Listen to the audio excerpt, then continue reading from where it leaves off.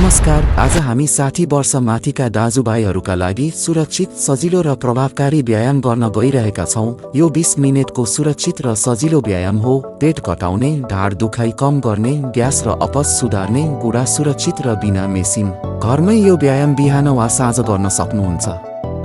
नियमित गरेमा 2-3 हप्तामा फरक महसुस हुन्छ। कुनै पनि पीडा भए तुरुन्त रोक्नुहोस्। कृपया भिडियो मन परेमा लाइक गर्नुहोस्, शेयर गर्नुहोस् अनि च्यानल सब्स्क्राइब गर्नुहोस्। साथै कमेन्ट पनि। स्वस्थ जीवनका लागि दैनिक केवल 20 मिनेट समय हामी आफ्नो शरीरको लागि आजैबाट सुरु गरौँ। पहिला गर्दन र काँधलाई बिस्तारै चलाऊ।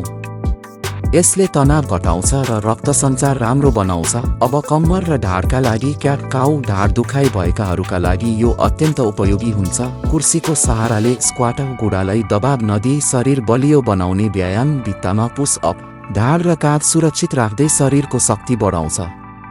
अब बिस्तारै मार्च गरौँ। यसले पेटको ग्यास, मोटोपन र थकान घटाउँछ। हल्का मुखका अभ्यास मुटु बलियो बनाउँछ र तनाव कम गर्छ। अब गहिरो सास लिऊ। पेट फुलाउँदै सास लिनुहोस्, बिस्तारै छोड्नुहोस्। दैनिक 20 मिनेट तपाईको जीवन परिवर्तन गर्न सक्छ।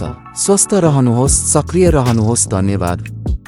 कृपया विस्तृत जानकारीको लागि तल दिएको विवरण मनन साथै चिन्तन गरी प्रयोग गर्नुहोला। यस्तै जानकारीमूलक भिडियो निरन्तर प्राप्त गर्नको निम्ति अवश्य लाइक, शेयर, सब्स्क्राइब गर्नुहोस्। नमस्कार।